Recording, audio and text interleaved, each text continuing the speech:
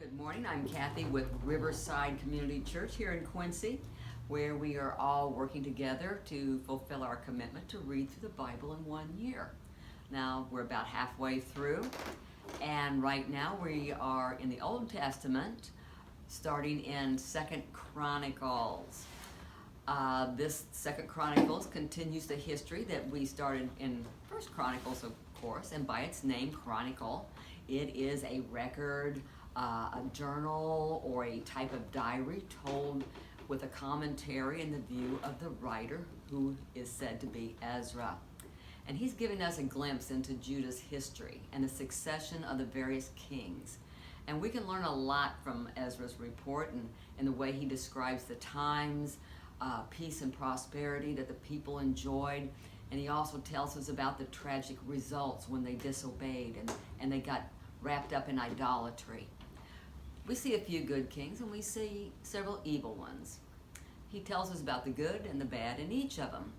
He put a spotlight on some of their most notable accomplishments and their failures.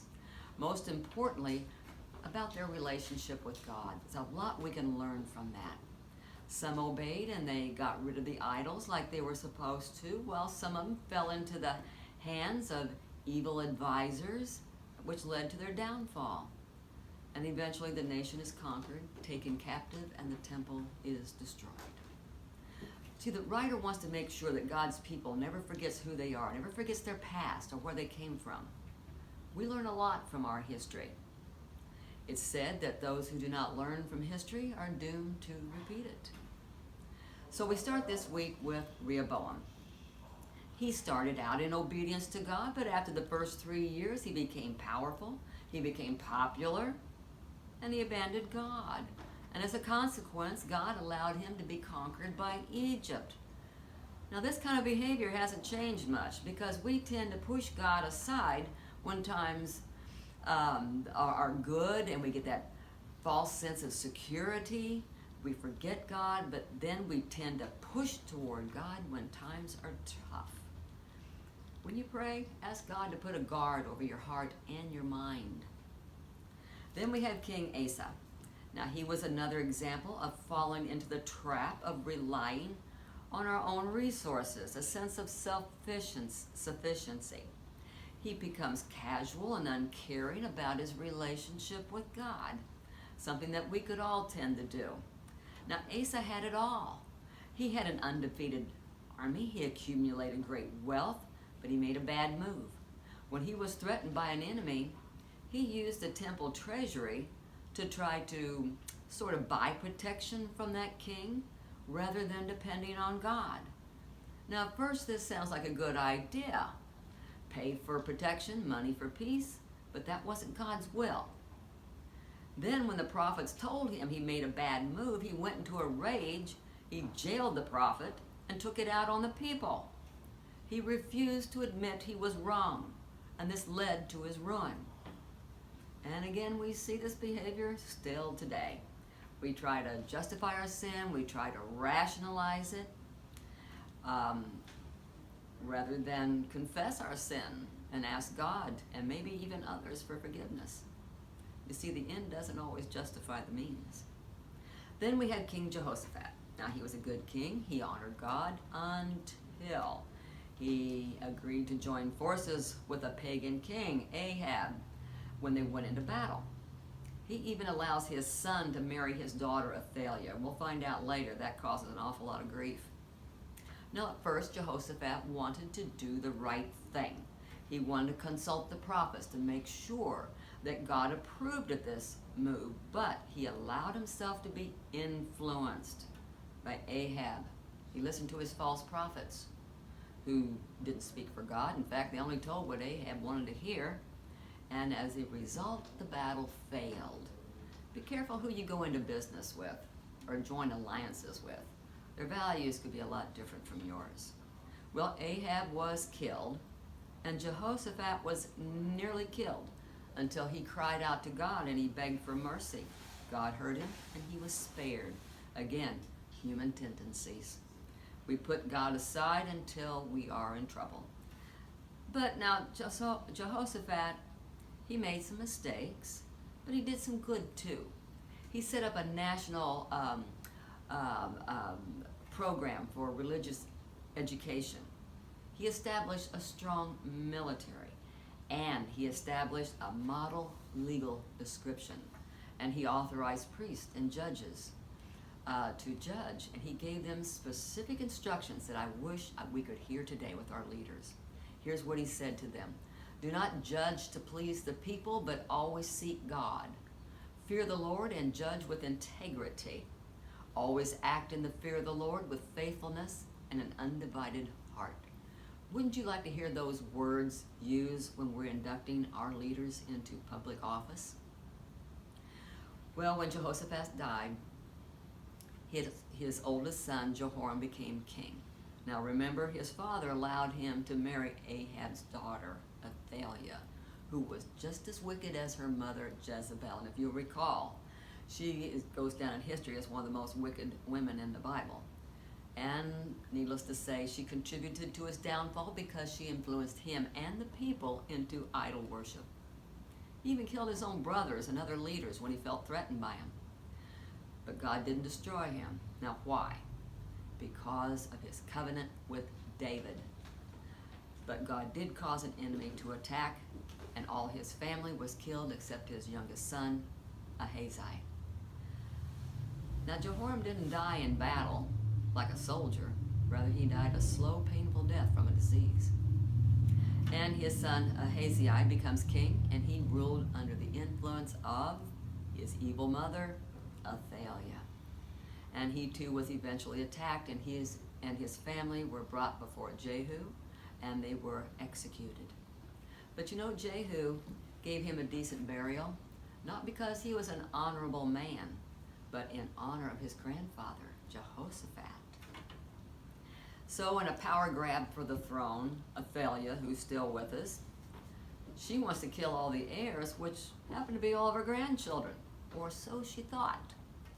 One brave priest, Jehoiada, he took a risk, and he took that surviving child and he hid that child for 7 years in the temple. And then when he was 7, he brought him out, he presented him to the people as the rightful heir to the throne, and he was made king. You see, God's promise to David was spared by one small child and one priest who had enough faith to take a risk. And by the way, that same priest, he ordered Athaliah to be dragged out of the temple and executed.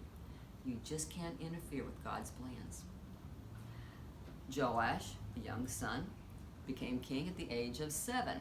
Now he ruled well as long as he was under the advisement of that priest, Jehoiada, who made a covenant between himself, the king, and the people that they would be the Lord's people. Joash, under the guidance of this priest, he repaired and restored the temple and worship. But when that priest, Jehoiada, died at the age of 130, Joash was helpless. He didn't know what to do.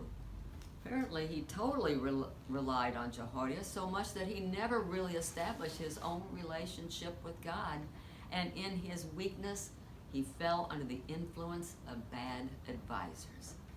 And he eventually abandoned God, and idol worship once again ensued. God was angry. But rather than destroy him immediately, he sent prophets to warn him, including the son of that priest, Zechariah. But Joash was so steeped in sin that rather than repent and say he was wrong, he got angry at the prophet. Now here's what the writer of Chronicles said. He made this observation. So that was how King Joash repaid Jehoiada for all his loyalty, by killing his son. Joash was eventually killed by his own leaders. You know, we all want to help our children make good decisions, but at some point we have to let them make their own decisions, face their own consequences. They also need to learn how to depend on God and establish their own relationship with God. We can't be Christians for our children. Well, his son Amaziah was the next king, and the writer said that he pleased God, but not wholeheartedly. After defeating the Edomites, he became overly confident, and he let his defenses down. When he defeated them, he brought the plunder back, and he also brought their idols, and he worshiped them himself. Again, God was angry, and again he sent a prophet to warn him. And the prophet asked a very good question. He said, "Why do you turn to the gods who couldn't even spare their own people against you?" Well, he was eventually killed by the same people whose influence led to his downfall. So we'll end there and pick up on some of the things that we have learned from the kings in the past. In the New Testament, we're still in Romans. Paul is still speaking. Have you ever felt intimidated or unable to explain the gospel or God's plan of salvation to someone? Of course, we all say being a good example is important and it is necessary, but it's not always enough. At some point, you're going to have to explain with words. Well, in the book of Romans, Paul can give you some assistance with that. He's still in Corinth, and he's preparing to go to Rome. Now, first he sends letters to all the believers, giving a foundation for the gospel. He says, we are all lost. All of us are lost and need salvation. And this salvation is for everyone, Jew and Gentile alike. We just need to believe it in our hearts and profess that Christ is the risen Lord. Paul goes on to explain that the gospel was first given to the Jew, his people, Abraham's descendants, because they were to be an example of God's blessing to the rest of the world. Now they knew the law and they were looking for the Messiah, but many refused to believe in Jesus when he came. They couldn't get past salvation by keeping the law. So God offered his salvation to the Gentiles, who didn't know anything about the law or the Messiah, but they believed in him. Now, Paul makes it very clear that this does not in any way mean that God has rejected his own people. In fact, many Jews, like Paul himself, did come to believe. And then he goes further and he explains it this way. He uses the example of a tree and its branches. If the root of a tree is holy, then the branches would be holy too. But some of the natural branches, he's referring to the Jews, have been broken off because of their rejection, while the Gentiles, that's us, who were branches from a wild tree, have been grafted in. Now this tells me that the blessings that God promised Abraham and his children is for us too. And yes, that means we're adopted, descendants of Abraham. And yes, we will share in that blessing too. And Paul gave us a caution. He said, don't think too highly of yourself, because if God didn't spare the original branches, he won't spare you either. God is kind, but God's also severe. But remember, you can always be grafted back in again. And then Paul shares a mystery. He said this. He said, some of the people of Israel have hard hearts, but this will only last until the full number of Gentiles come to Christ. And so all Israel will be saved. Now, a lot of people wonder what that means. A lot of speculation on that. And Paul never really did give us a straight answer, but he said this.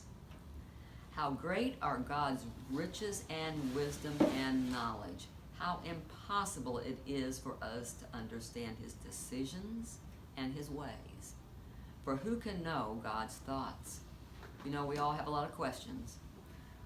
Why do bad things happen to good people? Why do some people get healed and not another?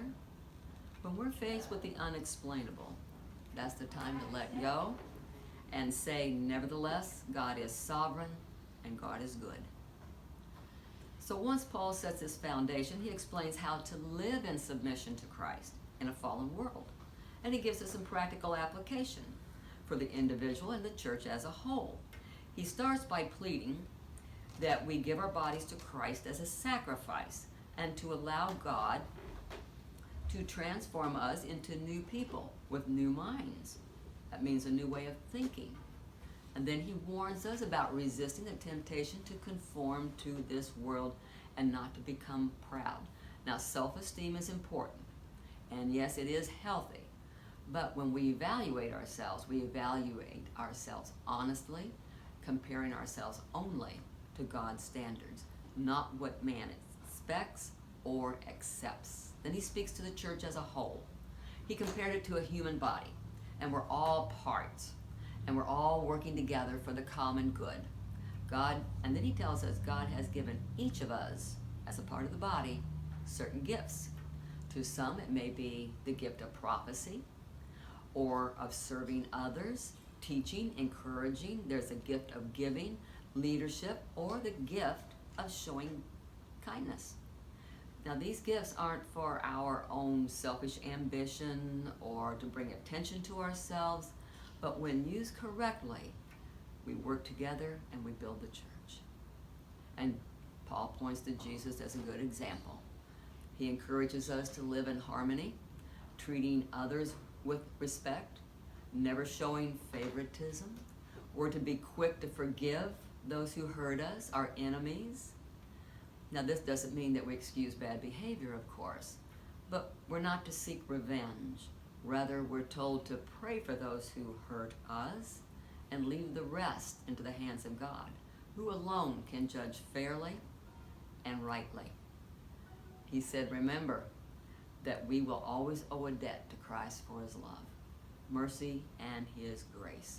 And the only way we can repay that debt is to show the same kind of love he showed us and the same mercy to others. And this is what Paul meant when he said that we be transformed by God's Spirit. And that's the only way we can do that, because that's not natural. Paul gives us all this charge. He says, share the gospel. How can they call on God unless they believe? And how can they believe if they've never heard about him? Faith comes from hearing the good news. So next week we're going to continue with a Christian education from Paul.